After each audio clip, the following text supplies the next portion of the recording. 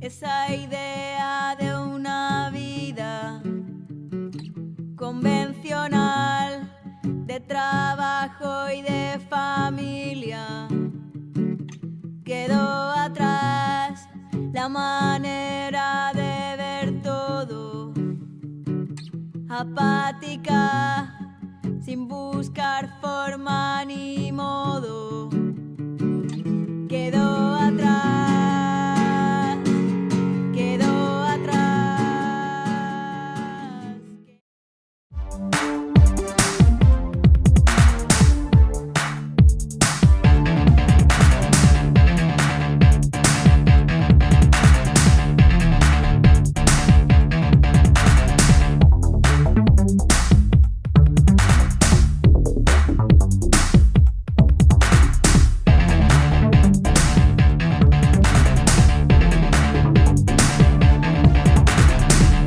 What do we want? When do we want it? Hi, and welcome back to Animal Liberation TV. So today I'm going to do a bit of an impromptu bit of commentary about an issue that's come about, been raised on social media the last day or two, because there's been a couple of butcher shop windows smashed and sprayed over the last couple of weeks in the UK, which sadly is the first time this has happened since something like 2017, which is unbelievable. But still, there's a lot of fuss being made about it. A lot of people who do vegan outreach saying it's setting back the potential for encouraging people to go vegan and therefore end animal exploitation. That's one side of the argument.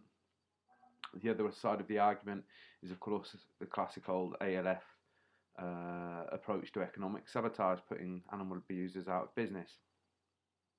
Now, I could spend a good 20 minutes trying to justify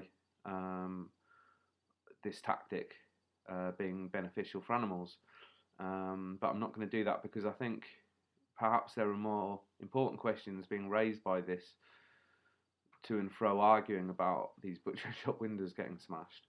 I think there's bigger issues being raised about the movement towards animal liberation and what we're achieving and how. So I think I'm going to address that. Also, I've got a personal relationship to this issue because I was given 3 years in prison for conspiracy to cause criminal damage, which was smashing windows,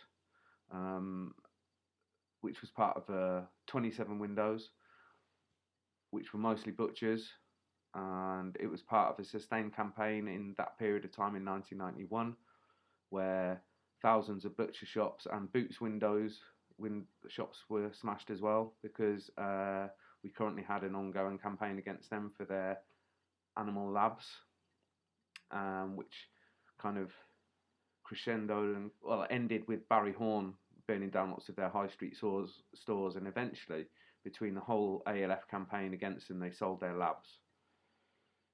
However, I could talk about criminal damage and economic sabotage being used by the suffragettes, the Black Panther movements, the Red Army faction, the IRA, Nelson Mandela himself, who's now revered as a kind of idol, really, a hero to loads of people for standing up against the appalling racist apartheid regime in South Africa that he helped bring an end to through his actions. But he was jailed for conspiracy to bring down pylons, telephone systems, power systems.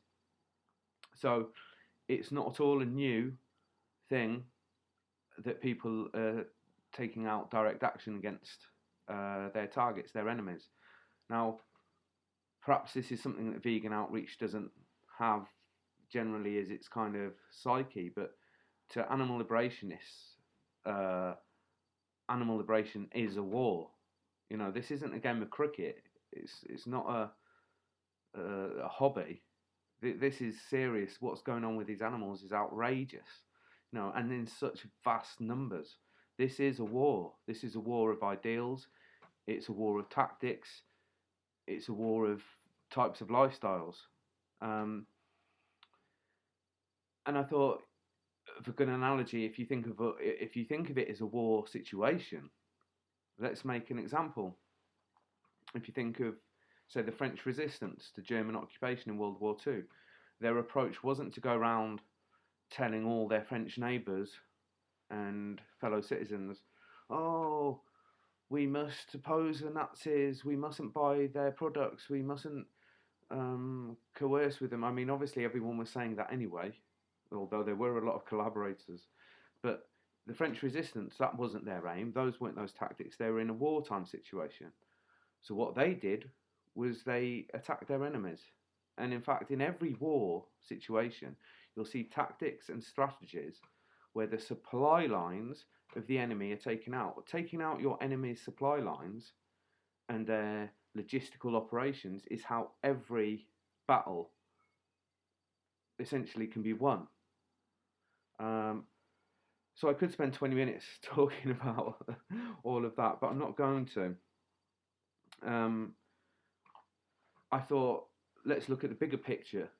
What's going on with the animal rights movement? What's going on with the animal liberation movement? Is the vegan movement becoming something bigger than that? Are we more concerned with our image and our lifestyles and being also self-righteous at eating plants only, that we're forgetting what the animals are going through? I argue that is the case. And I want to add another point, actually, that I'm not totally anti-vegan outreach. That's not really what I'm saying. It's more about the emphasis of what's going on right now. I've been vegan 32 years, since I was 17 as a teenager. I've probably done more vegan outreach than the people who on social media in the last couple of days have been saying, you know, this is setting back outreach. You know, I can directly compare the results I've got from years of outreach and campaigns, legal campaigns, legitimate campaigns, as you might call them. I can compare the two. And I think it's also worth noting that there wouldn't be a modern vegan movement without the Animal Liberation Front. Not only because of the fact that they made animal rights an issue, not only that they had animal abusers on the back foot at times, but also because in the 80s and 90s, who do you think was doing all the city centre street stalls campaigning for animal rights, informing people about animal experiments, telling people about vegetarianism and veganism? Because back in the 80s and 90s, even vegetarianism was pretty freaky, but we were there. We were doing all that. I can't tell you how many weeks I've spent added up in terms of hours stood behind a pasting table with some posters and petitions and leaflets in city centres and town centres up and down the country. And that goes for all the ex-ALF activists, that we were the people who organised the local animal rights groups in the daytime, and at night time we were up to something else. At the Saturdays we were out sabbing. That's how it worked back then. So, you know, the whole vegan scene is really here because of the people who were the Animal Liberation Front. They're the people who've been pushing for animal rights the whole time. And that brings me on to another little point, actually, that sometimes people like to kind of cherry pick what they approve of under ALF actions. So some people will say, oh, I think it's all right when they get the Beagles out, but I don't like it when they burn the labs down. You know, it's the same people who were going out sabbing in these periods, the same people who ran the local animal rights group, who did the stalls in the city centre trying to educate people, who were the people raiding the laboratories, who were the people smashing the butchers' windows, who were also the people burning stuff down. You know, that's how it worked back then. So you can't really cherry pick. Oh, hang on, phone's going. One sec. Okay. Sorry about that. I think my son just pocket dialed me. So anyway, I've put it on silent now.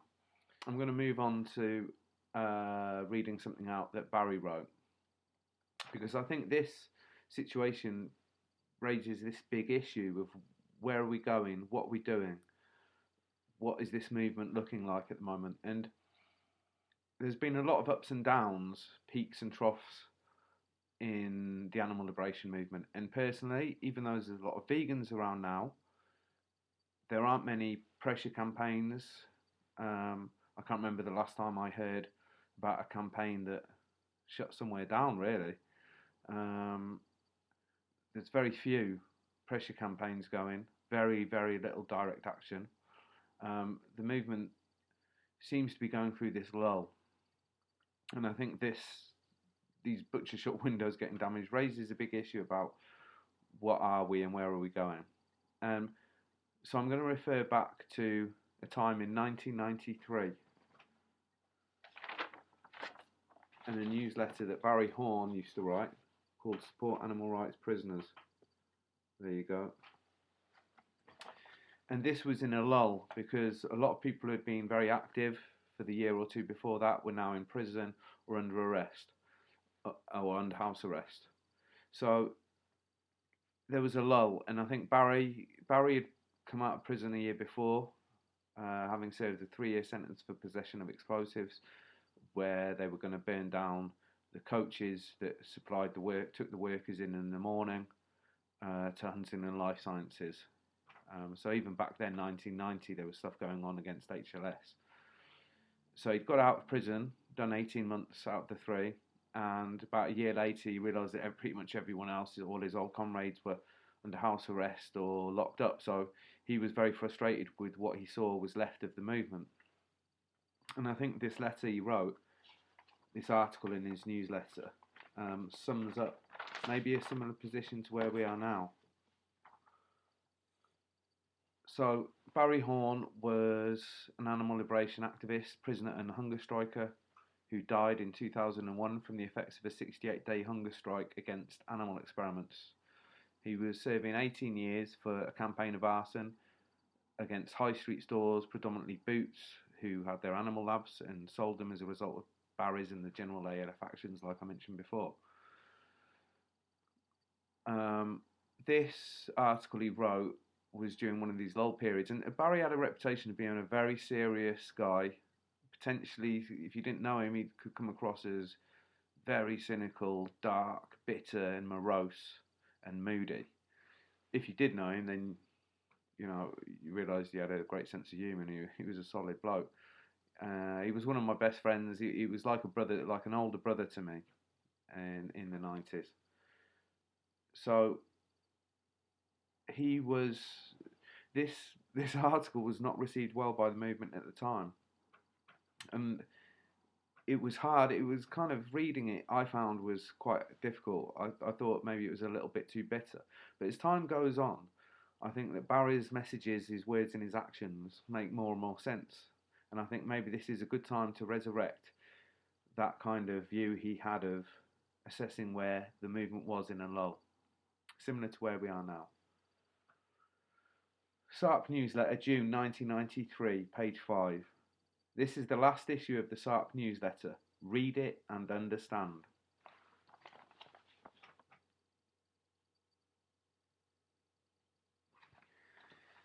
Over the last few issues of this newsletter, we have tried to put across a certain message. That message has not been understood by any except a very small number. We've basically been talking to less than 1% of this so-called movement of ours. That message has been about animal liberation and what must be done to achieve it. Recognise those two words? Animal, liberation. Possibly everyone recognises them, but almost no one understands their meaning. For if you did, you would do something about it. When we talk of winning animal liberation, we mean just that. Fight for it, battle for it, go to prison for it, win it. Don't waste time talking about it, drinking down the pub for it, eating veggie burgers for it. Go out there and win it. Does anyone out there really understand what the words torture and suffer, agony, die, etc. really mean in terms of the animals? God, this mask is irritating. The answer is no, because you don't want to.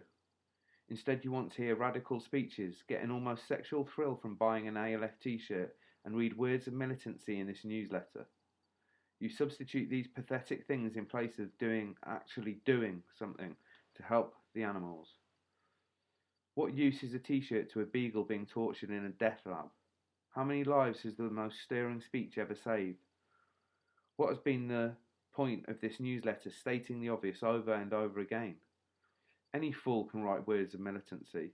Each issue of this newsletter has contained articles that are basically full of shit and not worth the paper they are written on. Why?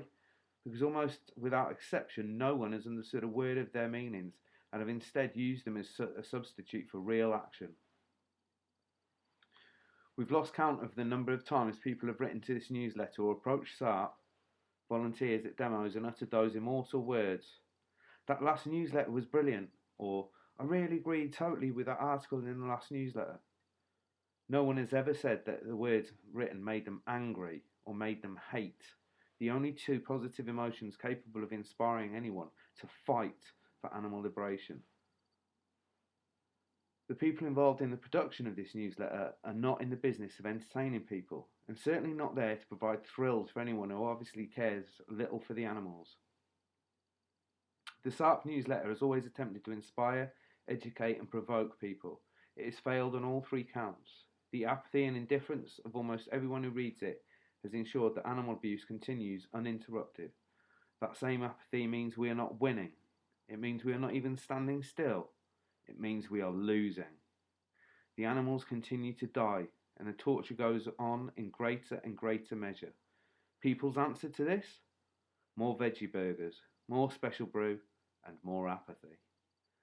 There is no longer any animal liberation movement. That died long ago. All that is left is a very few activists who care, who understand and who act. We are also left with a vast number of people who treat this war as a joke, a social occasion, an opportunity to display their oh so caring false faces while doing nothing. You've got to remember this is the days before social media as well. Way before it. Well, the facts are these. For some of us, animal liberation is a war, and we intend to win. If we fail, it won't be because we didn't try our hardest to, or because we didn't care enough. For some of us, the tears are real, our hearts really do break, and we are prepared to die for it, not just chant for it. And his actions show that that is clearly the case. As for the rest of you, well, are you in touch with reality? When you go on a demo, how can you queue up at a veggie burger stall outside a death lab and show no emotion? At Huntington Research Centre in 1990, people picnicked and laughed with their friends while the Beagles could be heard from the buildings. Out of all the people that day, fewer than 20 felt enough anger and hate to try and tear down the gates. I was there that day, actually. It was hot. And it really inspired me, actually. That was a very inspiring day. That kind of set me on my path in the movement. Anyway, what a joke. A joke so black that you won't even understand it. For the first time ever, this newsletter was trading at a profit. Our merchandise sells well, and more people support us. In effect, you are supporting something that you cannot even begin to understand. You buy our t-shirts, oh so radical and daring of you, to wear and impress your friends with. A recent t-shirt of ours showed two vivisectors torturing a rabbit. Anger? Outrage? Not a bit. It was snapped up in great numbers because it was a really good t-shirt, and also because it was, of course, a new design. Buy it, add it to your collection, and one day we shall inherit that great ideal. We shall produce more t-shirts than any other movement in history. What an accomplishment that will be. How many t-shirts must we sell to achieve animal liberation? Basically, you must pay your money to us. No, you pay your money to us or to others and hope we will act for the animals because you're incapable of doing it yourself. Well, it's time to hold up your hands and admit your guilt. If you don't act, then you condone. If you don't fight, then you don't win. And if you don't win, then you are responsible for the death and suffering that will go on and on and on and on. The activists have more in common with Colin Blakemore and his sort than they have with the vast majority of those involved in this movement of ours. The scum who torture and kill at least do so because they think they're right. The activists fight back because they know they're right. But the rest of you talk your words of peace while murder is done. You condemn those who care because you don't agree with their tactics while closing your ears to the truth. Let's win in the right way, it has been said by people who have never done one single thing for the animals. Win in the right way? The animals don't give a damn how we win or even why. All they want is freedom and life now. To hell with compromise, and keep your words of betrayal to yourselves. The tactics of victory are those that will win that victory. If you don't agree with those tactics, then you are of no use to the animals, and you should get out now. The animals have no use for traitors and freeloaders, only for those who will free them, the activists. This newsletter has failed and is now ceasing publication, not with sadness, but with anger. We feel the anger, and we feel the hate, and we will fight on for victory. For the rest of you, it's time to ask yourselves why you bother at all.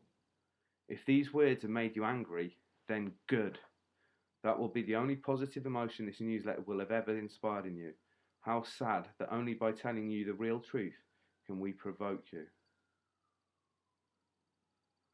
Read it and understand was the final contribution from the editors of the SAP Newsletter from February 1991 on, Barry Horne. They would like to make it clear that the newsletter may be dead, but the ideal of SAP will live on. So I think that's certainly something to bear in mind as a response to what's going on right now with this debate over 2 butcher shop windows getting smashed and it being oh so bad for us trying to persuade other people to eat plants alone. Anyway, I hope that that's given you something to think about. Take care.